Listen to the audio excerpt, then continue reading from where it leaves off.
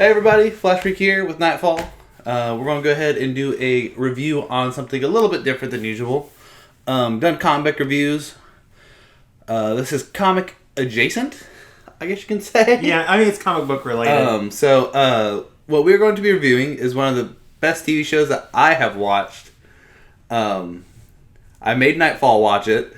It's actually going to be the Flash TV show. No, not the one you're thinking, the one from the 90s. We're actually recording this over at Nightfall's house, so the set's a little bit different. You've probably seen this on our stream, the same kind of couch. Mm-hmm. But I actually forgot to bring the DVD of it. So, it's a show. Yeah, but I'll insert right here what it looks like. We did review that. We did the pilot. For those of you guys who don't know, and I think I told Nightfall, but the pilot episode of the original Flash TV show was actually a 2-hour special event. It was like a special made-for-TV movie. Yep. So the pilot is 2 hours long. It was great, though. Yes, it was great. It is a great pilot. And the TV series in general is also really, really good. I like the whole entire series, but yeah. For this review and for this, we're just going to do the first episode. So, I guess starting out, we can give them a little bit more information about it. So, around this time, this came out in 1990. Around this time, they just finished doing, I believe it was the second Tim Burton Batman, right?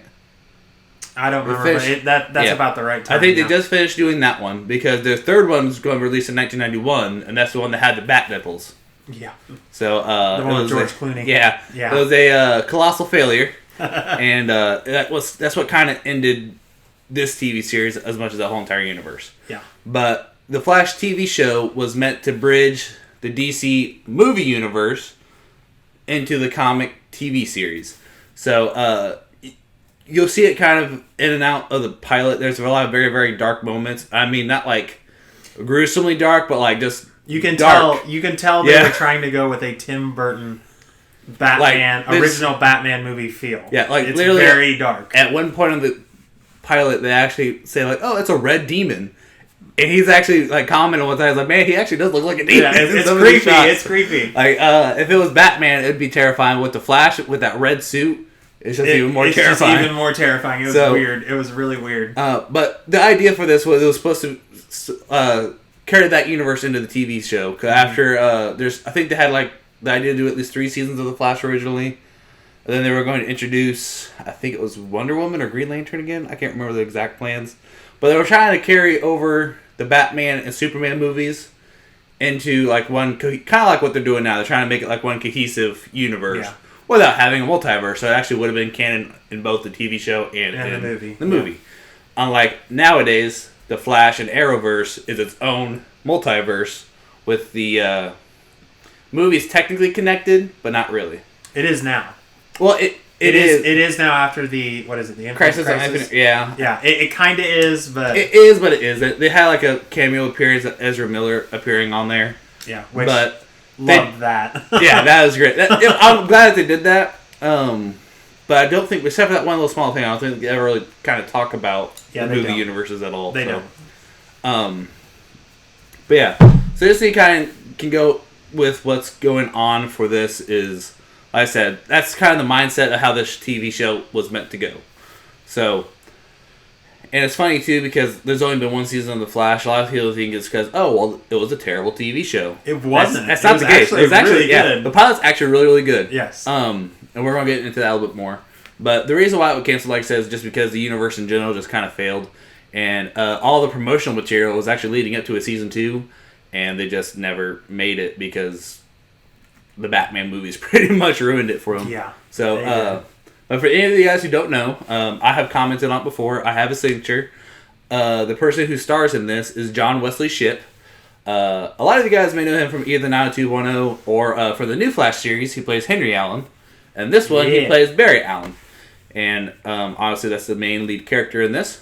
I'll grab my notes, that way I have them for later. But yeah, so John Wesley Shipp stars in this. I don't think there was any other big people in the pilot. However, one of the other big cast members throughout the series in general was Mark Hamill, actually plays the Trickster in episode 17 and episode 22, the finale. Yep. He plays the Trickster. So we'll have to probably do a separate review on those 2 episodes at some point. Yes, yeah.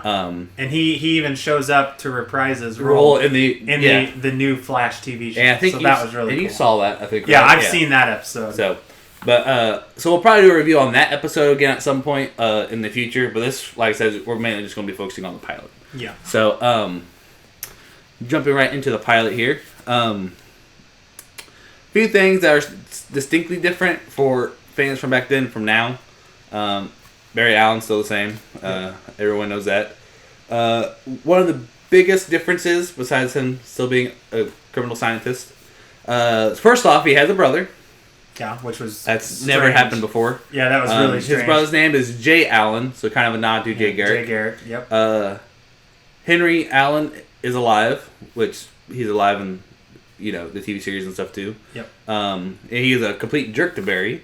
Yeah, he is a little weird. Yeah, he also used to be a cop, which is kind of why he's a jerk. Yeah, which is different because he's always been a doctor and everywhere else. Henry Allen's a doctor in the New 52, and I think even back in like the Silver Age comics, he was a doctor as well. I haven't read much of the Silver Age. You've read more. Yeah, I don't think he's ever. I think Henry Allen used to always be a doctor because that's why Barry wanted to be a criminal scientist because he wanted to. He always liked the science part. Yep. So I think they kind of made him more a cop in this TV series, just kind of play off the fact because one of the big dynamics they play off of, especially very early, is you're not a real cop. You can't really stop anything because you're not a real cop. You're just a lab junkie pretty much. Yeah. Compared to his brother Jay Allen, who's actually a lieutenant on the force. So they always kind of play off that. Another big change: Nora Allen, the mom's alive. So yep. That's that was like the defining that thing for him for the longest time. Yeah, that defines the New 52 Barry Allen. Like that's the big thing for the Flash. Yeah, I love dog hair in my back seat. Yeah, we better run him around the block a couple times, Jay, or he'll drive you nuts. You be careful out there, honey. I will. What you gonna do? Stub his toe on a footprint? Henry. Well, I didn't mean anything. Yeah, I know, Dad. Good night.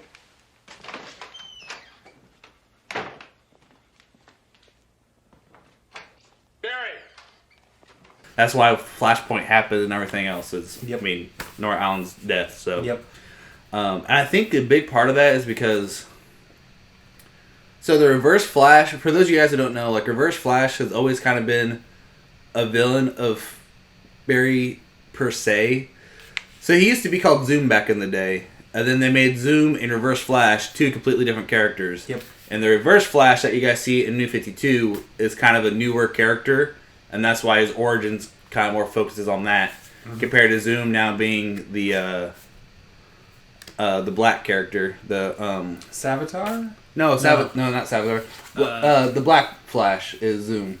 Zoom, yeah. Yeah, so a little bit of a different change from back in the day. So yep. But yes, other big thing is I don't know why I wrote this down, but he doesn't work on the crime lab alone. A lot of times when you see him in the crime lab, especially in the new TV show and everything else, he's one lone scientist. He actually has a partner in crime with this one. His name is Julio, who I think would make an excellent Static Shock. He looks like Static Shock. He does, and I'll try to put a picture of it right here. We're doing this obviously first before I edit this video, so I'm going to try to put in as many clips and as many photos as I can. Obviously, due to copyright, I gotta kind of be a little bit careful with that. Yeah. But I am going to try to put as many like visual contexts as I can. So those are a few things right off the bat that we've kind of noticed right from the very first scenes. Yep. So obviously, Jay Allen is a nod to Jay Garrick. He also has a little nephew. I don't remember what his name is. Wasn't it Barry? No. Or Wally. No, it wasn't Wally. No, I thought he named him Wally. No, he has a completely different name. It's I think it's like Shane or something. Because so for you guys who don't know, Jay Allen, the brother, was made just for this TV show. He's never been in the comics or anything else. It's made just for this TV show. Which means that this boy, his son, that is technically the nephew of Barry, you think would be named Wally to kind of, play into that. No, it's a completely different character. I think his name's Shane or something. But they do play with him quite a bit throughout the series. But yeah, so he also has a nephew that's not Wally. Iris is in this episode. For you guys who don't know, yeah, she never shows up again. She shows up in the pilot and never does again. They think if there was supposed to be a season 2, which there was, they think she was probably going to reappear in season 2, but she literally his biggest love life is just non-existent. Yeah, which is weird because that's like the big thing that drives Barry, especially in the new 52 version. Yeah. Iris West, like in the new TV show, Iris West literally like powers up Barry Allen, and so it's really weird for her not to be in this show like at all. Mm-hmm. And even in the pilot, she really didn't even appear all that much. No, I think there was maybe 4 major scenes with her. It was mainly at the beginning, and then she appeared like halfway through for that sex joke. Yeah, which we'll get to that later. Yeah. So, but yeah, she's another little difference with that is Iris West is actually a freelance artist. In this version, not a reporter. And I kind of talked about that a little bit in my year 1 review. Is they kind of, in later versions of The Flash, combined Wally West and Barry Allen's origins together. So for you guys who don't know, she appears in this as well. Linda Park is a reporter in this show. And that's who Wally West actually ends up marrying later on, is Linda Park. So who is a reporter and has always been a reporter. She actually even shows up in the new Flash TV shows as Linda Park, a TV reporter. Yeah. I don't know why they always have. I guess they want to get that nod in there, but it would never make any sense because if Wally's going to end up marrying her, I mean, she's got to be around his age. So yeah, but oh well. Trying to think a little bit more. Yeah. So like I said, Barry and Iris were dating in this, and they actually do end up breaking up in this episode later on. Yes. So which is another big point. Like I said, Iris has always been his rock, so don't know why they break up so quick. I think it would have been better if they did like the new 52 version where they're friends and then slowly start dating rather than them dating, break up, and never talk to each other again. Yep. Maybe it's just kind of used to the newer versions. It's just kind of weird for back then. Alright, and then the only other thing that I want to talk about before we get into like the big meat of the story is how he kind of gets his powers. So he gets his powers the same way where he's in the lab, a thunderstorm strikes the building, hits him and the chemicals, fall, everything else. However, one of the big differences is Julio is right there downstairs whenever it happens, so he saves Barry like 5 minutes later, if that. Yeah. He was getting ready to leave, so and saw the lightning. He's only been struck by lightning. He's only been submerged for like 5 minutes, compared to the overnight, like it is in most other origin stories. Yeah. And then he also, so when he's in the hospital, he wakes up in the hospital later on that night, or maybe it's that next. No, it would have been the next morning. He wakes up in the hospital perfectly fine. I take a big offense to that. Levi probably didn't really notice, but like I didn't. To be honest, I really didn't. I like the Flash, but not as much. Every single time the Flash has his big thing happen, he's in the coma for like 6 months. I mean, it takes a big significant like damage to him for doing that. Yeah, and it makes sense so that way his body's changing and everything else. They act like nothing happened. I mean, like, he doesn't have any scarring or anything. The doctor's like, oh, we want to check you out for a few days. He's like, oh, no, I'm fine. Like, it's just bruises. Like, off he goes. No, off he goes. It's good. So, I don't know. That normal fans, like, Nightfall probably don't really realize that, but it really irked me. It really irked me. So, let's see here. The other thing, as for right now, in the very first episode of this one, there are no super villains or like other superheroes compared to the new 52 version. No, so, it's just a guy. Yeah, it's just a bike gang called the Dark Riders. And granted, the Dark Riders are fairly like big enemies. I mean, see at the very beginning, I mean they're killing cops. They're blowing up vehicles. They are like a menace to this city. But compared to how I just actually ended up watching the first episode of the new Flash TV show. They had a supervillain episode 1. So, a little bit of difference there. Granted, their story's kind of more set on New 52. New 52 establishing... Well, they also played off Arrow, where Arrow's kind of more of the street-level criminal... Or not criminal fighter. Street-level, hey, we're going to do this. And then Flash's TV show didn't really get introduced until after they started introducing metahumans into Arrow. Yep. While this Flash TV series is establishing the whole entire universe outside of Batman and Superman. So they got to kind of build them up slowly. So it makes sense. And how the story comes together, I think, kind of makes sense anyways to kind of help drive the plot. Yep. One thing I did like is one of the big sayings that they have, since both his brother and his dad is a cop, is all you have when you go in the field is a gun, a badge, and a prayer. A badge and a prayer. Okay, Dad. Yep. I liked that one. None of that matters. Yeah, none of it matters. The whole entire thing. But it was just like that little bit there. Yep. Let's see. All right, so whenever he originally gets his powers, the Doctor, for some reason, just out of the blue, decides to have him get contacted by Star Labs. Yep. So Star Labs is in both this one and in the new TV show. However, this Star Labs isn't quite as sketchy as the new ones. It only has one woman running the place. This is a government facility compared to a private one in the new series.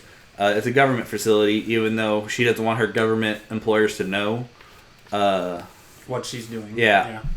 I don't really know why the Doctor would have him go to Star Labs, though. Because it's kind of explained in the new series, is hey, these guys kind of deal with, since the reactor went off, they kind of know more how to deal with that thing than. Yeah. But there's really no reason for him to go see Star Labs. Not really. Because they're not really a medical facility. I don't know. It was just kind of a weird thing. It was weird. I think it was just a way to introduce the Doctor. And yeah, probably. Star Labs in general. So, but I do like that Star Labs is actually there. So. Yep. Let's see. Okay, so he discovers his abilities. He ends up discovering his abilities really quick. I think it's the same day or the next day. Another fun fact. He has a dog in this named Earl. And Earl actually helps him find his powers. Do you remember? Yeah. So he's trying to walk his dog, and they're at the park or whatever. The dog's trying to run after a ball. He's like, "No, Earl, no!" And he runs way past him, and yeah, blows into a hillside. and just blows it up. So, so he has a dog named Earl. He gets scared of him throughout the rest of the episode because he can run super fast. Then after that, he kind of discovers his powers again by running to the beach, just 30 miles away or something. Yep. A few seconds. Missed his date, or no, it wasn't a date. It was an art show. Yeah, it was Irish's art show. Yeah. Yeah, missed Irish's art show. And then he sleeps it off under the lifeguard. lifeguard. Yeah, he sleeps it off. So he finds his powers out that way. That was kind of the tipping point for Iris whenever he missed the art show. That's when they broke up the first time, quote unquote. Yep. Let's see. One person. Oh, yeah, only one person working at Star Labs. The creator of Star Labs is there already. Her name is Tina. She's the only one that works at Star Labs and runs Star Labs. She does have a husband named David, but he is dead. So that kind of ties into the Emma Snow, or Caitlin Snow. My bad, Caitlin Snow from the new 52. Flash show. Yeah, from the new Flash show. So they kind of carried that storyline to this one. Instead of it being Tina and David, it's Caitlin and is it Ray? Ronnie. Yeah. Yeah, Caitlin and So Ronnie. pretty much they carry that storyline on. So a few similarities here or there. But instead of just working at Star Labs, they actually own it in this series. Let's see. Oh, so I like these. The highest he was able to run on the Star Lab treadmill was 347 miles per hour before he broke it. Yep. And then they actually take him to the track. So in both pilots, in this one and in the new show, they have him run on a treadmill, then they have him run on a track. Yeah. Well, I guess one was a dash. This was on a track around. Yeah, and in the 90s one, he breaks the treadmill. Yeah. In the new one, he runs into a barrier or something and breaks his arm, and then that's why they made the treadmill. Then they made the treadmill, and he never breaks the treadmill in the new show. Yeah, because in the new show he breaks the treadmill, my bad. In the old one he breaks the treadmill, and then they take him to a track, like a track, and he runs 620 miles per hour on that track before he stops. Yep. He starts fainting because he needs more calories, which they talk about fairly well in this one. They mentioned it right up front that he needs more calories because of the intake. Yeah, he goes and eats like 16 pizzas. Yeah, he's like a ton of pizzas. Yeah. And then and if I remember right, in the new show, What's the kid's name? Cisco. Cisco, yeah. Cisco makes him like a protein shake that has everything he needs. Actually, I'm glad I ended up watching these. Me and my wife just rewatched the first 4 episodes of the new Flash. They actually don't even talk about that until episode 2 or 3. So in the pilot, it's not even mentioned at all. Huh. So that is one thing that I feel like the 90s Flash does do better. Granted, they had 2 hours to tell the story compared to 1. But, yeah. So he ends up passing out from that. So they find out he needs to eat more and more. Jay Allen, who is his brother, gets chosen to lead the Darksiders task force. So pretty much he's going to be the one in charge trying to actually stop the Darksiders. And they're motorcycle cops as well. Yep. The Darksiders blow up the Dark Riders, yeah. Or Dark Riders. They blow up the police station while they're swearing him in, right? Yeah, while they're swearing in the task force. Yep. So now we're going to talk about the Dark Riders a little bit. So the Dark Riders, like I said, are a motorcycle gang kind of terrorizing the city. They're led by a man that you find out about halfway through the episode is a guy named Nicholas Pike. He's never been in the comics or anything. This is once again another original character. Nicholas Pike is actually the former cop partner of Jay Allen. So they used to be partners, and pretty much Jay Allen found out that he was doing like illegal activities on the side, and actually ended up apprehending him on a fake raid on a highway. I think it was like Highway 66 or something. Yeah. And Nicholas does the exact same thing in return to Jay, and ends up killing him in that way, which was like a really weird death scene. He like pushed him off. And, he like pushed him off the bike. They didn't want to show actual like gun violence, I think. Yeah, but like they show him pushing him into like a ditch, and he like falls down the ditch. And then they show him like standing over him with a gun. No, they don't even show him with a gun. Oh, they don't? He just like grabs him by the shirt like this, and he's like, I thought he held a gun he's like, oh, it's like it's you, Nicholas, and like he's all blamed and everything, then passes out. But this leads into the best scene. Yes, the best thing. The entire. So let me preface this. I honestly think John Wesley Shipp is a really, really good actor. He is. I love his acting. I loved his acting. He's a great actor through the whole thing. However, whenever he comes across his brother, granted he is wearing so whenever he does the running on the track, she makes like Tina makes him the special suit, which is like the predecessor to the Flash suit. Yep. It's this big muscular like rubber like scuba suit is what they say. It's a Russian scuba suit. She didn't make it. She said she got it from Star Labs. It was for underwater diving. Yeah, it was for like it was Russian scuba suit. Yeah. But That's a Soviet prototype deep sea suit. The project was abandoned months ago, so I borrowed it. How does it feel? It's okay. It's strange. I don't know, like it's molding to my body and expanding somehow. Well, it is. There's a layer of reactive insulation next to your skin. The suit can handle the pressure of high velocity, and it will regulate your body temperature.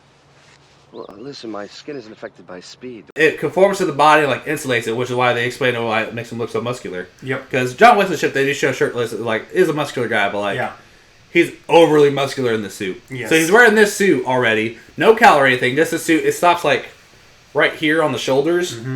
It's really weird. So he's wearing that suit when he goes to confront Nicholas Pike. Yep. With where his brothers died. So he goes there to try to find his brother. Finds his brother in the ditch dead. And he grabs him, and he does the worst yell ever. The worst movie, no. You think Luke Skywalker's no is bad? This is terrible. If we're able to put it up. I'm gonna try to put it like right here. Jay! Jay! Jay!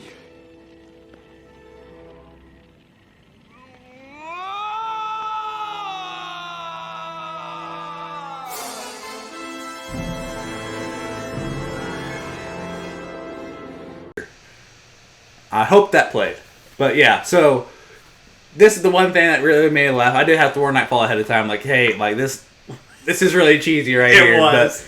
But I don't think there's I don't know how you could do like a proper masculine scream though. Now I think that's true. Like, that's true. Know. It's supposed to be a really dark moment because his brother died. But I've seen some good masculine screams before. That was like William Shatner levels. It's pretty bad. So. I mean, it's truly 90s, though. Hey, it is. So, but yeah. So his brother ended up getting killed by the Dark Riders. So honestly, Barry's like, hey, I gotta get my revenge. Tells Tina, hey, I'm going to go after these guys with or without your help. Obviously, she decides to help him. She pretty much attaches the cowl to the suit and gives him special boots. That way he can actually run. One thing I forgot to mention about the suit. They mentioned it in this. They didn't really mention it too much in the new Flash TV shows. But for his ears, whenever he was running, he said that he couldn't hear over the wind and stuff. Yeah. And that's what the little earpiece thing is. Because a lot of people just think that's like, like it's the aesthetic of the suit. Yeah. No. But no, so he can actually hear better. For whenever he's running at supersonic speeds and stuff, he can actually hear everything that's going around still. Yep. So I do like how they explain that. But yeah. One other thing I want to mention with the Dark Riders, this is back at the beginning. So when you find out... Oh, are you talking about the execution scene? The execution scene? Okay. Yes. So, when you first meet the Dark Riders outside of... When you find out... Or before you find out who Nicholas Pike is, they kind of like show the Dark Riders like hideout and everything. And they're like this big old 90s like dark, Yeah. They're in the sewers. Yeah. But there's this gang member's like, hey, I stole this money from... He's talking to his girlfriend and be like, hey, I stole this money from a few of my jobs. It's $300. This can get us out of town, which... I wish $300 could get you out of town now. Yep. But anyways, so he's like, let's go ahead and get our stuff packed up. She's like, let me grab my stuff. She walks and tells Nicholas Pike. So Nicholas Pike, does a big old announcement. They end up apprehending this gangster. He's like, hey, I was going to give you the money. And he's like, he has a really corny quote where he's like, Genghis Khan, whenever he would catch a trader, would tie him to a horse, strap him to a horse, and let him off into the middle of into the wilderness, let him be. So what they do, with them being a motorcycle gang, is they get a motorcycle, rev it all up, tie this dude to it. Strap a grenade to him. Strap a grenade to him, and throw him down a super pipe. And then he goes, ah! Boom! It was great. It was great, but really, once again, it's like It's a big 90s thing. Yeah, it's like 90s dark. But for the times, watching it now, like you may say, oh, that's a little dated. Like, even the grenades are like a big orange, like neon ball. Yeah. Or my bad, it was a green neon ball. Yeah, it was really weird. But it's for the times for the 90s, it would have been great. Even now, like the acting in the show itself is actually really good. Like it is a really good show. The acting was really good.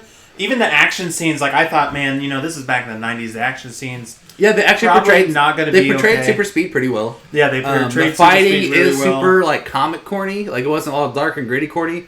But even like in the 80s Batman, or like even like the 80s Batman when Michael Keaton was fighting, they still had like the big like the over exaggerated. Yeah, that's literally how like in this show he would punch. He would go like boom. Yep. And it's like the over exaggerated moves. But even in the movies they were doing that. So you're not going to have the action sequences that you would have now. Like and back then, and this is the thing that they've talked about in the newer like Batman movies and stuff like that. Back then they didn't have the know-how to make suits and stuff like that, so they didn't have a lot of flexibility anyway. So they had to use over exaggerated movements to make it look more real. Yeah, because they didn't have the room to move. And you could tell that too. I think there's multiple times in this where like when in order to turn, he has to like turn his whole body. I don't think the neck part could turn very well. Yeah, I think he can kind of like do this, but there's like a lot of parts where like when he's turning down the street, he has to like turn his whole entire body. Yep. Which was very common back then. So, And just fun fact, by the way, this Flash suit for this movie or for this TV show was like $100,000. Yeah, it was. They spent a lot just on the suit. Yeah. This, like I said, this was not meant to be a single season. This was meant to be like the start of a bunch of them. I mean, this was on primetime CBS as well, like prime time. So, but yeah. So pretty much after that, I'm just going to kind of get through this real quick at the end here. So after Jay dies, they kind of go ahead and him and Tina work together. They apprehend a few of the gangsters that were selling drugs, and that kind of establishes, oh, there was a red flash. Oh, did you see that red demon? Yeah. And even one of the cops later sees him and calls him that. Yeah. So, in that arrest was Pike's girlfriend, the one that portrayed the original gangster. She gets apprehended by the Flash, and she goes to jail. So Pike says, hey, we're going to take the war to their turf. Pike and the gangsters end up going into the prison and doing a prison break, and the cops are like outside, like having a shootout with them, be like, "Oh, hey, we gotta get to them. We're get tear gas in there." This is actually where like Pike really shone through for me, because at first I was like, "Man, he's kind of over the top cheesy," but like when he like starts taking charge inside the police station and destroying it, and that's why I do feel like that they established it. Even though he's not like a supervillain, they established him to be a threat because literally when he's in the prison, he's like. They think they're like some low timer, And he actually starts breaking out the window, hands everyone a gun. And they just start blowing the cops away. And they shoot a lot of the cops and everything. They're hiding. Like, the cops are like, hey, we can't do anything. We got to get the what they're trying to do is stop the riot by getting tear gas in there. And there's no way to do it. There's one person who can, though. The Flash. So he's still kind of having the effects of the calorie thing. Yeah, he's not doing too well. He's not doing too well just because he's trying to rush head on into this. Mm-hmm. But he does end up getting the tear gas out. And starts putting that over the prison. And he stands on top of the roof, and this is when the cop first sees him. Yep. Why did someone get close enough to launch it?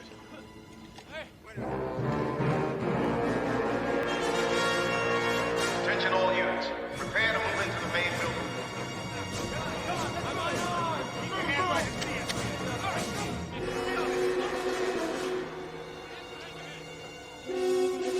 Hey, Murph, I saw it.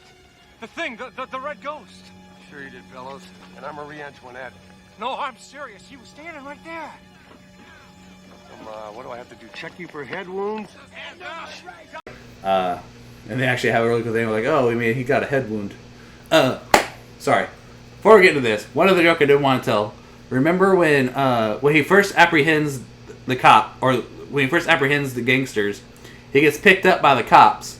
Because and they're like, oh, like, what are you doing out here? And he's like, oh, I lost my dog. I lost my dog. And so they give him a ride home, and they get there. He's like, hey, what's that? And like, oh, my dog wants to beat me home. He steps out, and his red boots are showing from his suit. And one of the cops is like, hey, man, look at that. He's like, look at that. I know he's been having a hard time. Look at those red boots. And the guy's like, the other cop's like, oh, calm down, man. Like, he's obviously going through something. He's like, he just got shot with lightning. What would you do if you got shot by lightning? And the guy's like, well, I guess my red boots. So they have that good humor in there still. And then as they're driving the way, they're like, hey, man, he ate all the donuts. Yeah. And you realize when he was in the back, he was eating all the donuts. Yeah. So. Guess he beat us back, huh? Looks like it. Good night. Good night. Later. Hey, fellas. What? Look, I know those guys from the crime lab are whacked out, man, but did you check his red boots? I'm sorry. Come on, Murph. Will you give the poor guy a break? I mean, how would you act if you got hit by lightning? Oh, I'd probably go out and buy red boots. Oh, who ate all the donuts, man? What? Oh, I don't believe you, pig. Me? I don't believe you. It was They great. play with that. And then sometime in between, I think this and when the cops are going off, because it was after Jay died. So in between when he apprehended the first gangsters and the last part is when Iris and him technically get back together. Iris comes back and says, I'm sorry for your brother's death and all that.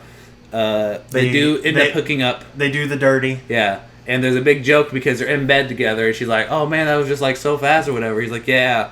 And he's like, $20 for a premium fight. That only lasted 2 rounds. It was kind of like a boxing match and not, the sex. Like, they were applying sex, but that's not what was happening. I love where she's like, let's order food. And he's like, okay. He orders it and then just like leaves and comes back. And she's like, didn't you just order that? And he's like, no, it's been a while. He must have fallen asleep. Yeah. So they play with that a little bit. I do like how they can have fun with it. So, but during the jail raid, Pike ends up kicking his girlfriend pretty much, grabbing gas mask and leaving everybody. Yep. Flash pursues. Obviously, he has no chance of stepping up to the Flash. The Flash he does win at first. He does win at first because the Flash has his little spell or whatever. Yeah, where he gets the dizzy spell or whatever. Yeah. And he ends up having a kendo stick for some reason. Yeah. I guess he was just carrying that on him. I guess. I don't remember. He started attacking him with a kendo stick for some reason. But attacking with a kendo stick, knocks him into the sewer. As he's walked away, he comes back and apprehends him at a electric plant, surprisingly enough. Ends up causing a whirlwind, gets him electrocuted, and then ties up Pike and runs away. Yep. So Pike is apprehended. The Night Riders are gone. At the very end of the episode, he pretty much implies that, hey, this doesn't have to stop. We're going to keep doing this. Him and Tina are going to work together to hopefully, clean up the streets. And they talk about obviously Jay's death and everything. And at the very end, he ends up talking with his nephew. Yep. Telling him basically, you ever need me, I'll be there in a Flash. In a Flash, yeah. So it goes all full round. One thing that I do think is kind of cool that they were kind of talking about throughout the show too, as well, was they always kept talking about how like Jay was always the athlete of the family. Yeah. And how he was always the faster one and all this, and how one thing that was really big for it is Jay's medal. Yeah, like It's on my Letterman's jacket for good luck. God, I thought I lost it. No, I borrowed it. Forgot to give it back. For 25 years? Yeah, well, you're gonna need it if you're gonna catch those riders. Thanks, Barry. I love you. You too.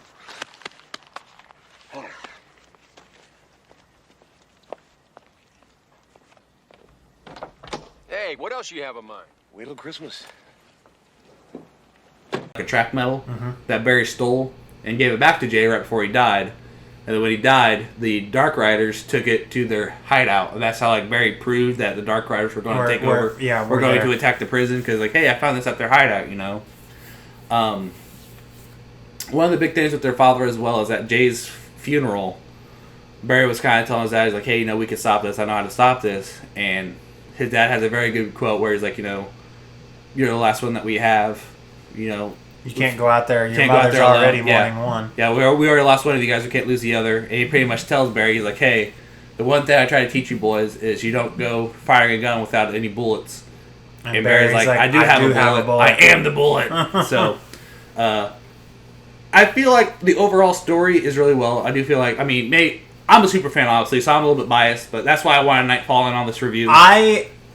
After watching it, like, even though it was, like we said, it was cheesy at times, for the time period it was in, and being, you know, growing up in the 90s, I loved it. Yeah. I absolutely loved it. Yeah. It was great. I would definitely recommend if you guys come across it. I don't know if it's really on any streaming sites or anything. I think it's going to be on the DC site eventually.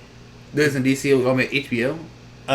DC has their own streaming service. No, but they canceled that and it's on HBO now.